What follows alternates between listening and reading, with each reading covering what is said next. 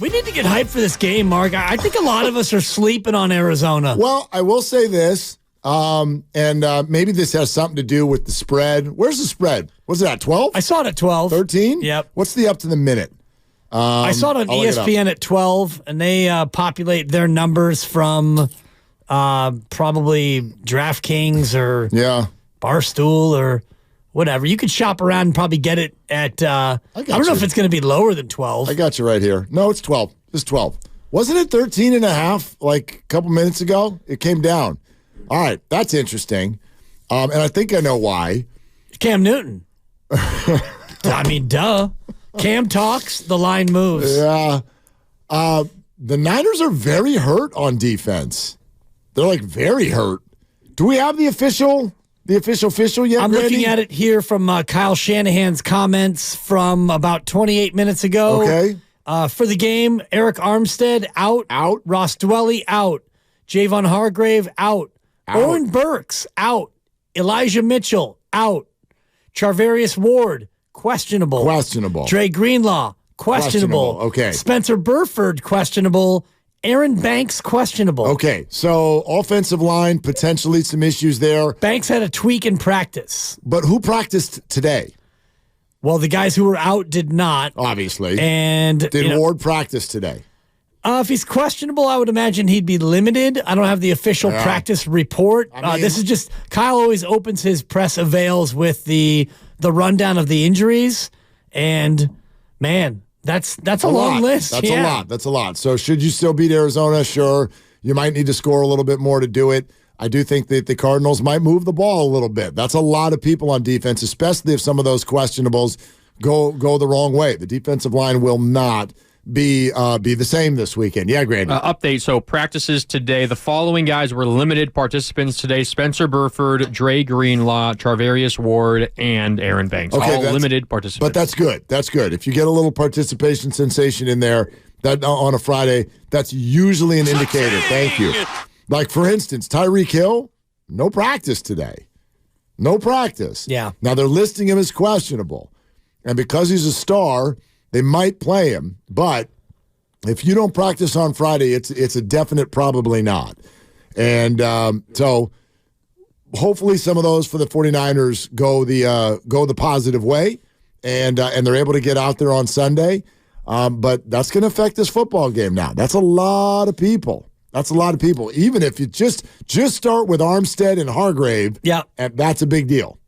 For sure. Yeah. And then you're going to look at Javon Kinlaw in the middle as a key player there in terms of your D tackles and your run stoppers. And I also think that when you look at Banks and Burford both being questionable, a couple of your big interior offensive linemen, that's significant. And so you look at the defensive side, and if Greenlaw is questionable and Oren Burks is out, what's your linebacking core look like? Nope. Because that's linebackers 2 and 3. And I know you normally play a lot of nickel, which means 2 linebackers and 5 DBs. But when you go to 3 linebackers, Burks is that third guy, and you won't have him and Greenlaw potentially. So, I mean, if Burks is out and Greenlaw's questionable, what do you do linebacker-wise? Yeah, well, and Greenlaw seems to be, there's a lot of in and out, so even if he goes to something get aggravated in the middle of the game, we'll see. So set up for maybe a nice Brock Purdy game, right? Like a game where you're going to have to score a little bit. I heard Stats Guerrero on with the Morning Roast talking about that, where and actually I hope he's wrong, but he goes, maybe this game looks a little bit like the Raider game last year, where the defense was uncharacteristically bad.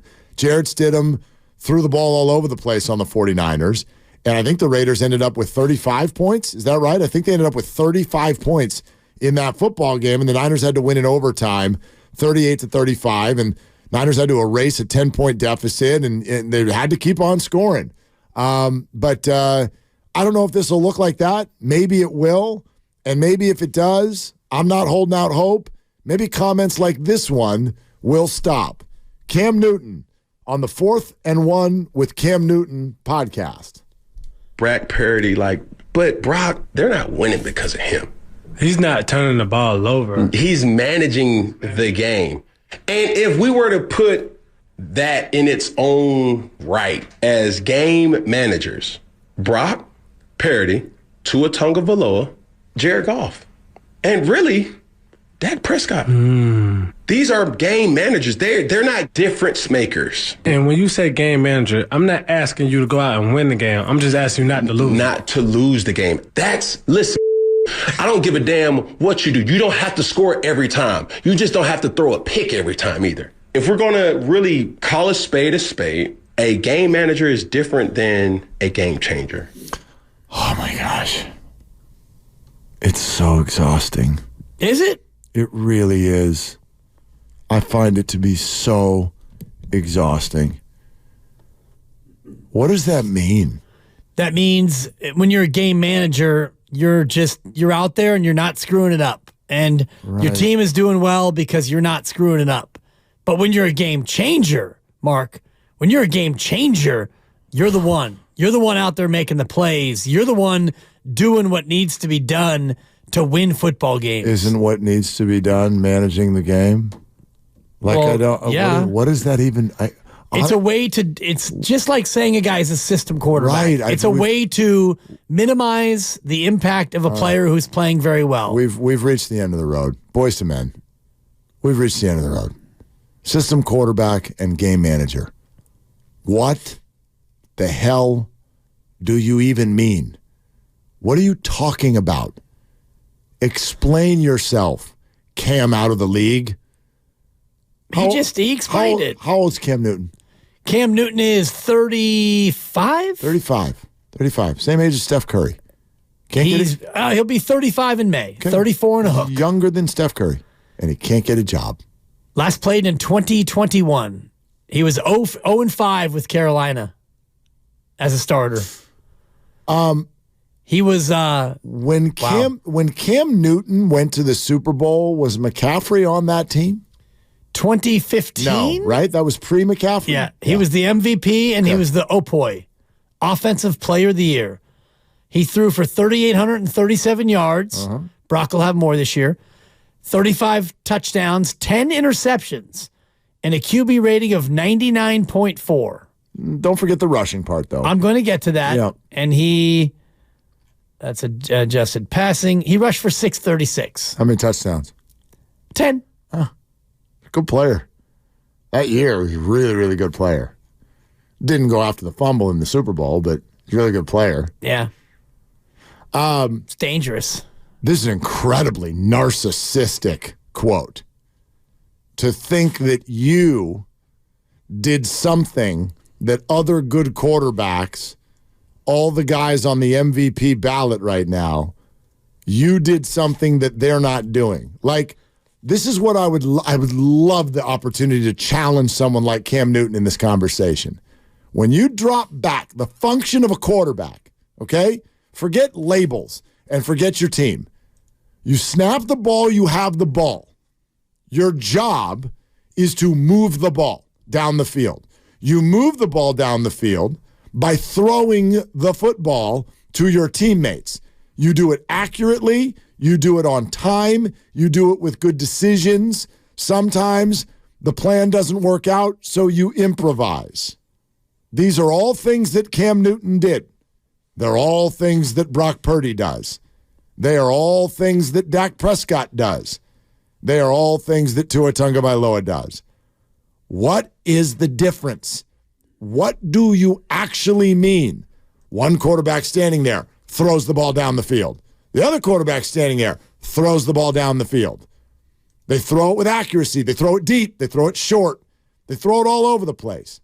One guy's a superstar, and the other one, he's just a game manager. What do you actually mean?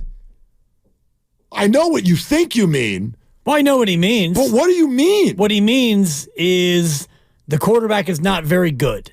And what he's saying is patently incorrect. Right, but how is that even possible? Because he's not really watching the game.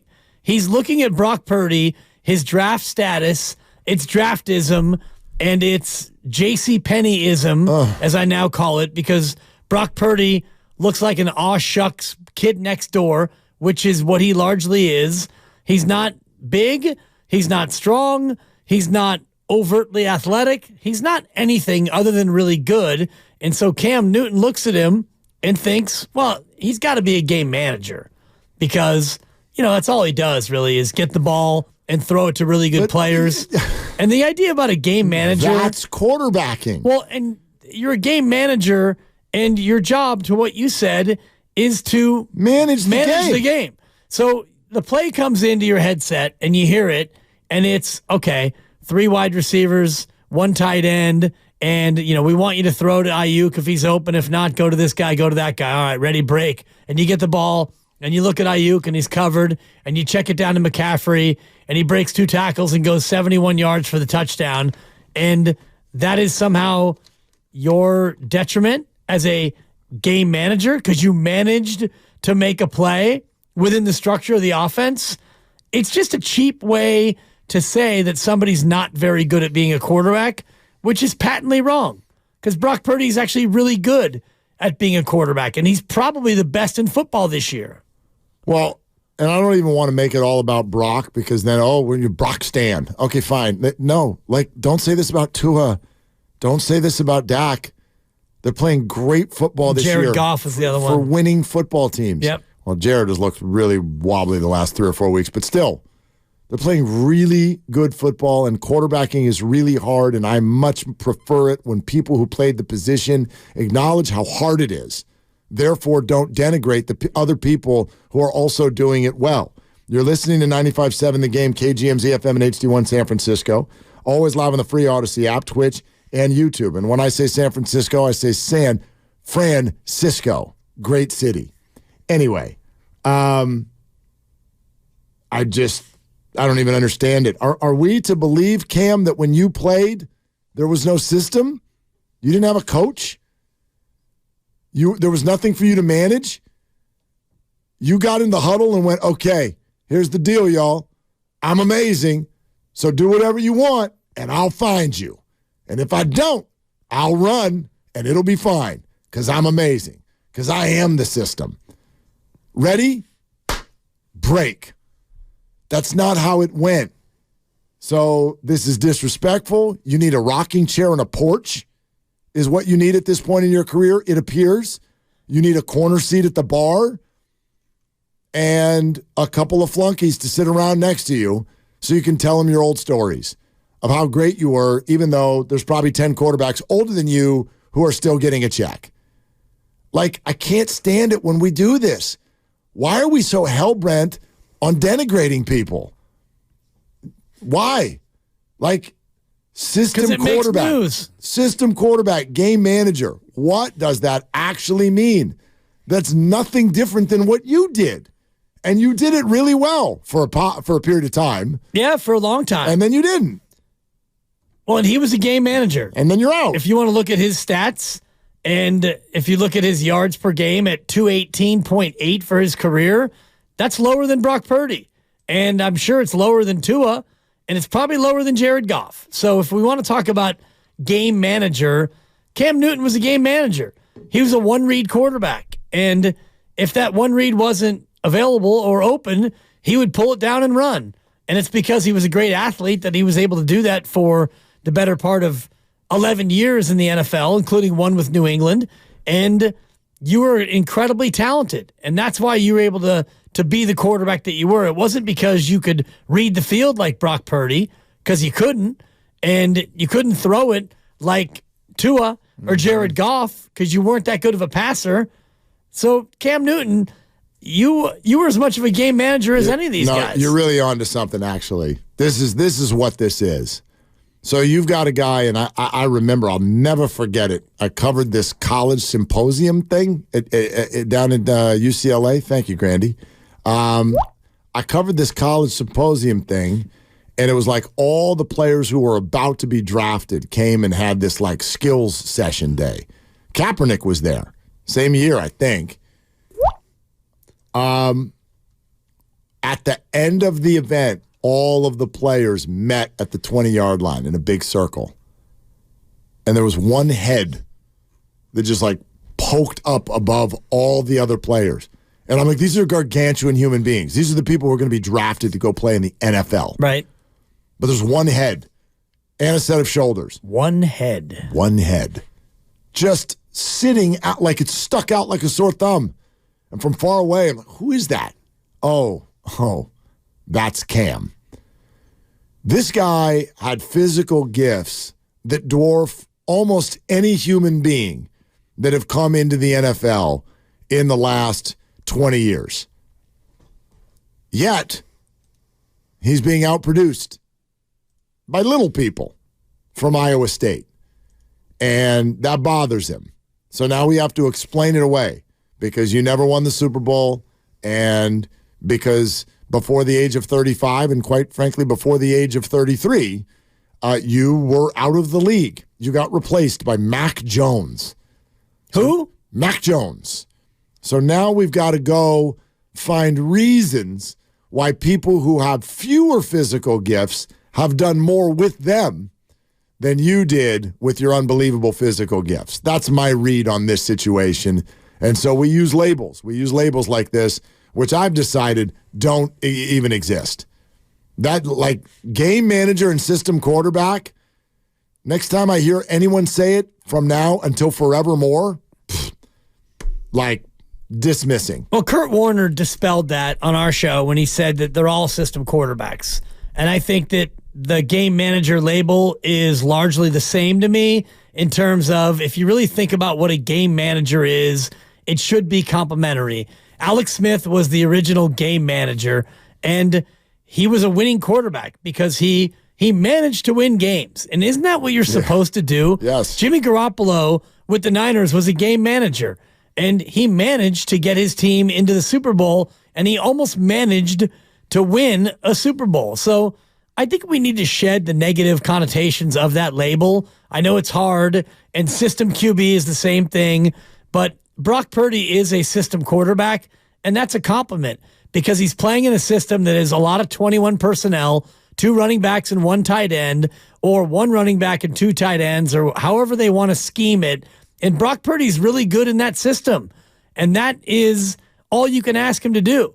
Now, could Brock Purdy be a good quarterback in the system that Kurt Warner ran?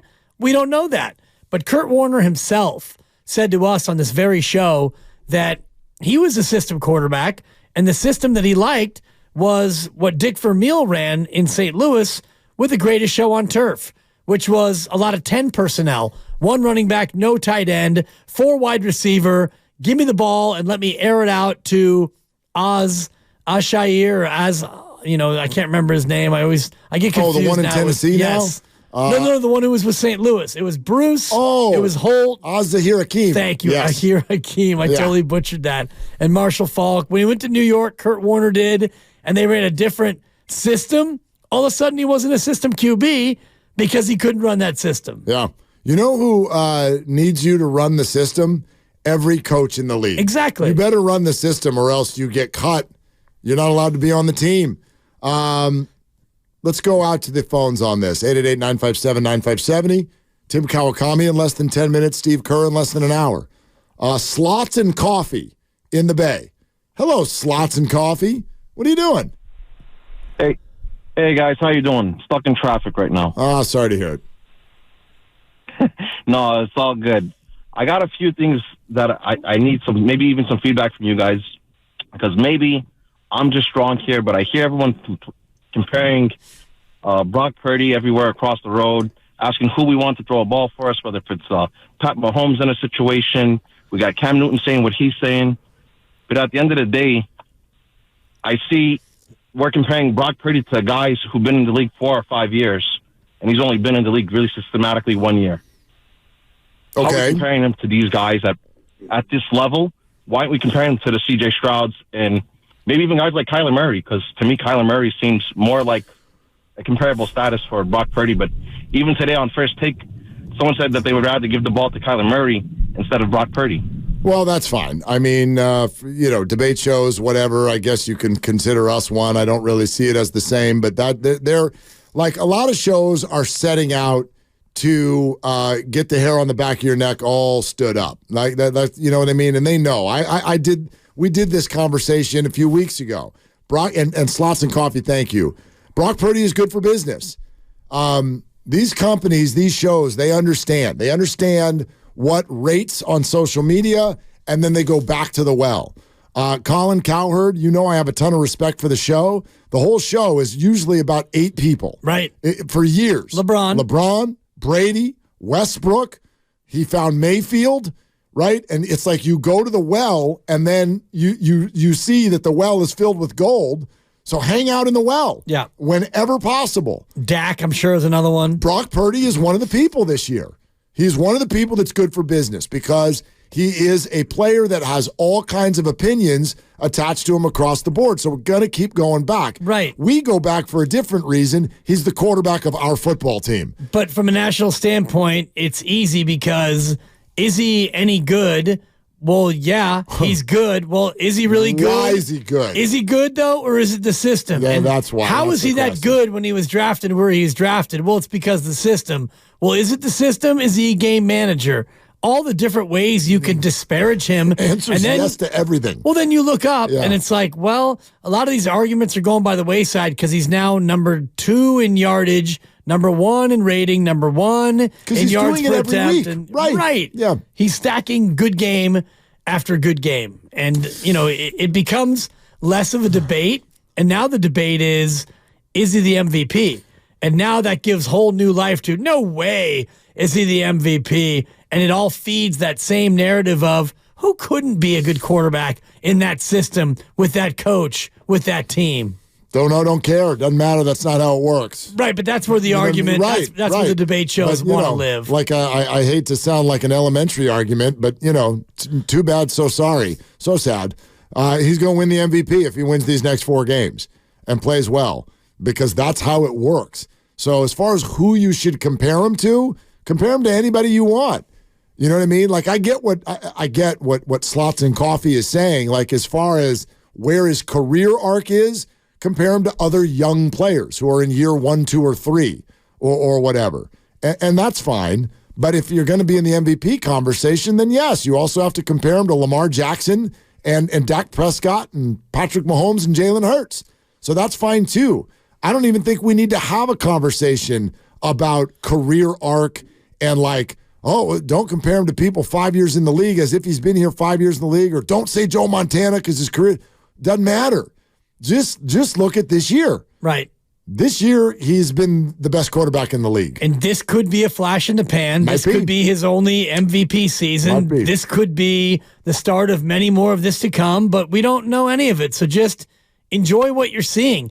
This dude has been balling out, and he's having not only the best quarterback year this year, but he's having a top 10 quarterback year ever in terms of quarterback rating, which is a thing. It is quite a thing.